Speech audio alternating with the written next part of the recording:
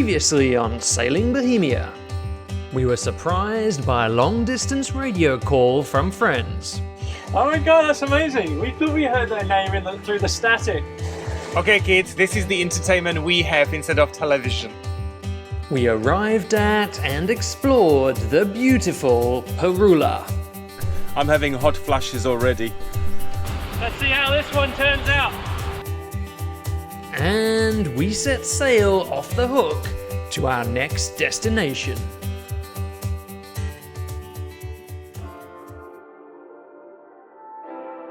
We're doing a 30-mile hop today, just around the corner on the coast. We're headed further south to Tenukatita, which is supposed to be a gorgeous paradise of a bay, of a destination. Every sail at the moment is a first. We've been headed south on the mainland ever since we got here, and we're now well past the furthest south that we've ever been. We're 120 miles south of Puerto Vallarta already, and we're just headed further into tropical paradise. So yeah, it's really exciting. It's just getting better as we go so far.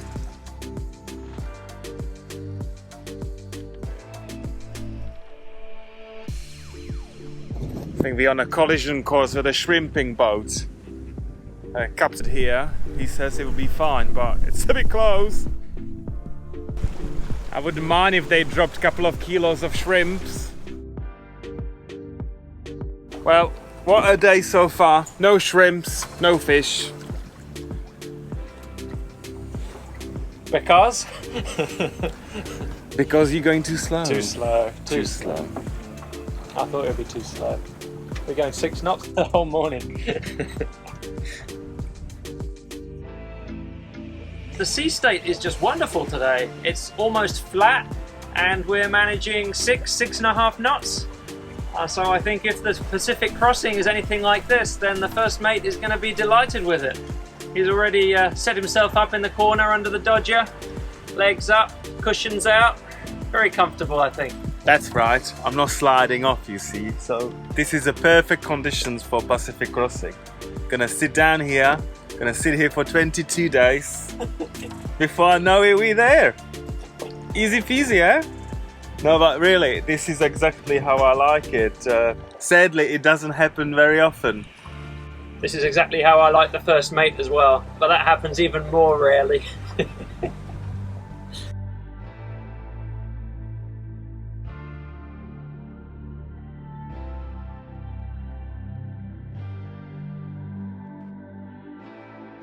Come to the tropics, he said. Don't know how we'll cope with the heat, he said. Well, this is how I'm coping with the heat. Keeping as much in as possible. It's like 80 degrees and he's cold. I think we got soft in the Sea of Cortez. I think you got something. Oh, it hasn't gone crazy. What do you have a look at it? Oh yeah, something is up. Yeah. Oh, it's gonna be a baby. That's gonna be tiny. Yeah. Yeah, look, I can never reel it in like this. Might be a shrimp. Ah, it's a tuna. Or bonito. Ah, and it's not small. We have that. I'm just used to all of these massive monsters I've been catching, so it didn't feel like it's worth it. Take it in before you lose. But I'm taking that. So, it's a Pacific Bonito. We haven't had that for about a year now. Yeah, really happy. I bled it really well. It's beautiful like meat now. The first time I caught it, I didn't bleed it at all. It was just dark red and it was very fishy. So this is gonna be yummy.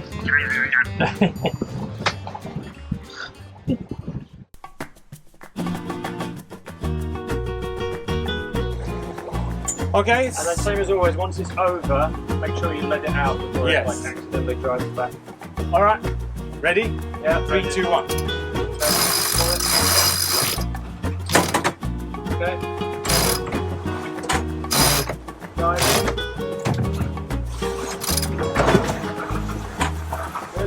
That's better. We jibed our way downwind around the small headland which shelters the anchorage. The wind really picked up, and just as we were about to jibe as well. It's always the way, but this time it went very smoothly. Crew behaved themselves, everything happened as planned, so very good. We also reefed the Genoa a little bit to slow us down. The wind doesn't show any signs of stopping anytime soon.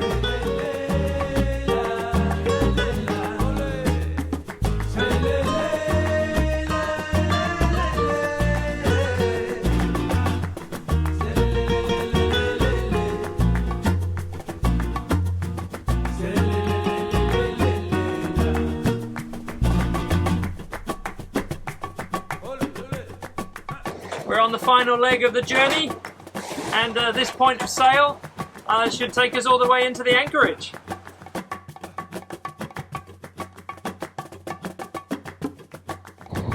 Wind is picking up.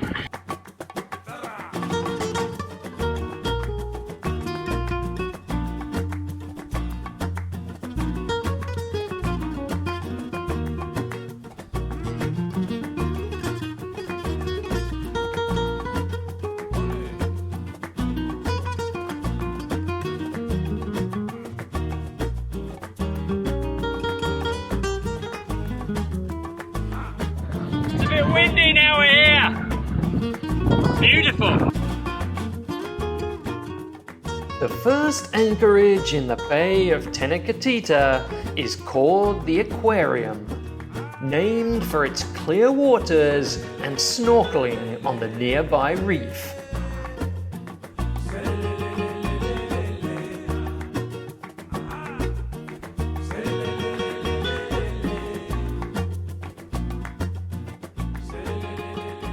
The Tenukatita area is known for its large seasonal cruising community, so we were surprised to have the aquarium all to ourselves.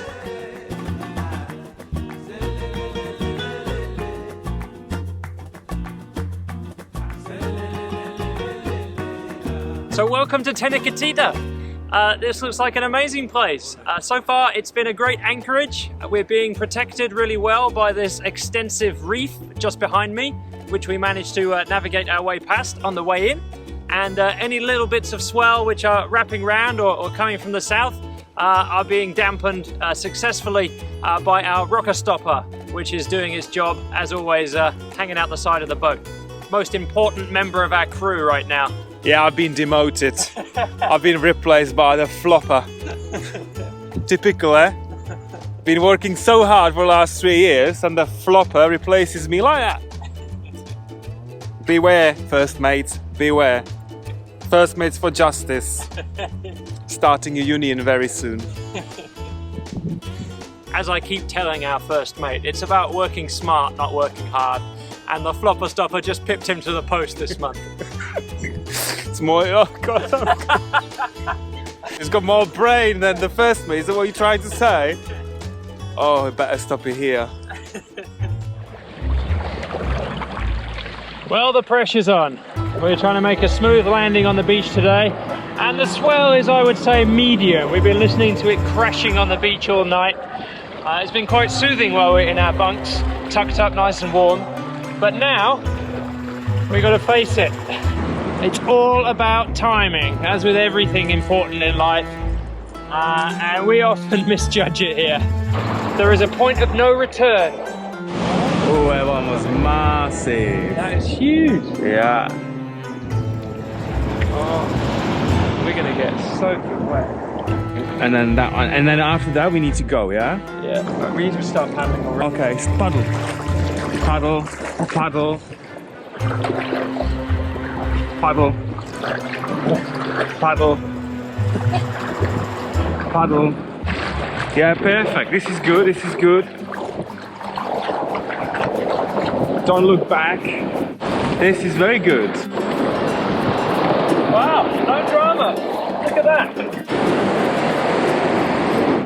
Well, I said we were going to get wet this morning. It didn't happen on the way in. but I think it's going to get us on the way out.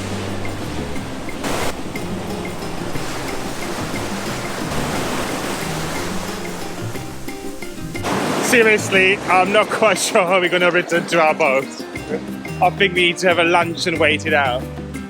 We hiked the long beach, waiting for the swell to calm down.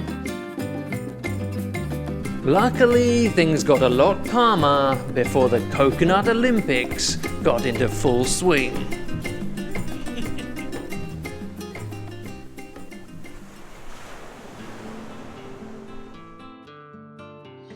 So welcome to Alternators Anonymous. You may recall that we had a problem in La Paz with an alternator bracket. This is a different one. That one was shiny and new and fixed, and this one has been working perfectly since it was installed 3 years ago, but just started to give us some trouble. Kind of my fault. I made this and I installed it, and it's mounted to the front of the engine here, and that mounting was starting to come off. So I took it off kind of preemptively and made this little shield for the other alternator belt out of an olive tin can. So hopefully this will stop this belt from wearing against the hose. It was getting quite thin, and we'll just continue without it until I can fix it properly. This holds our fire truck alternator on and stops it from vibrating too much on the front of the engine. There's another bracket, so nothing's going to fall off. Everything should still work, but I don't want to run the engine for too long a period because it will vibrate a lot more than it used to. And vibration on a little engine like this just means wear and tear and things coming loose, so not a good thing. Well, we've got some wind this afternoon. It seems that in this part of the coast in Mexico, we get a kind of a sea breeze every afternoon. It's quite reliable, but hard to read from the forecast. So we're using it today to just nip round the corner into the main anchorage in Tenukatita and check that out. We're expecting quite a few more boats because it's very well sheltered and less rolly. It's probably only a couple of miles, so not too adventurous today. And Peter is just getting the snubber up.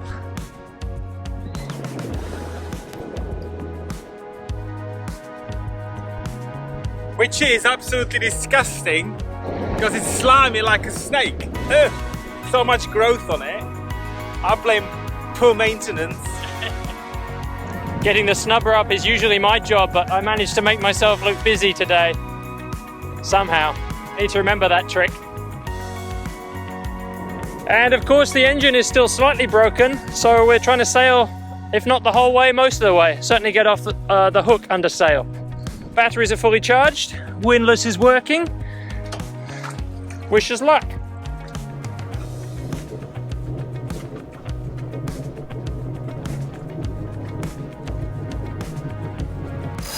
Okay.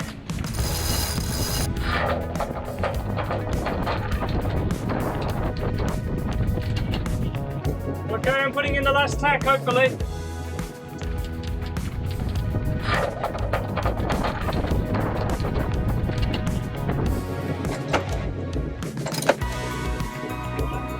We're out, okay. Not bad. That was the smoothest yet. Oh, that was easy. We've got to get there yet. We're not quite out of the woods yet, but that worked really smoothly. I was happy with that. I think about 4 tacks, and I'm not quite sure what I did differently. Just kind of stuck with it, I guess. The first mate. Come on, it's the first mate on the bow lifting the anchor. I'll tell you what you've done differently. I'll tell you what really helped. This wind gauge is finally calibrated and wired up correctly, and working for a change, so I can cheat and watch the instruments. Yes, that's right. It's the instrument. It's never me. Never the crew. Blame it on the tools. Join us next time on Sailing Bohemia, where we complete our short sail around the corner to Tenukatita. The captain regrets putting the first mate on watch. There's a bar. I'm coming! And we step up our cocktail making with a little help from Bohemia's tool chest. As with everything on board, the captain's having to take matters into his own hands. If you are enjoying our episodes and would like to buy us a drink, then please head over to www.patreon.com/Sailing Bohemia, where you'll find a small menu of our favorite cocktails to choose from. Special thanks in this episode go to our latest patrons for keeping Bohemia's crew sailing 3 sheets to the wind. Thank you to our longtime YouTube followers Mike C. Gaz and his wife for the drinks and the kind comments. And thank you to Mike and Lynn aboard SV Dark Wind on Vancouver Island, who are planning their grand sailing adventure down to Mexico and the South Pacific. Thank you so much, and here's to you. Cheers. If you enjoyed this episode, then please don't forget to tell YouTube all about it by commenting, liking, and sharing. See you next time.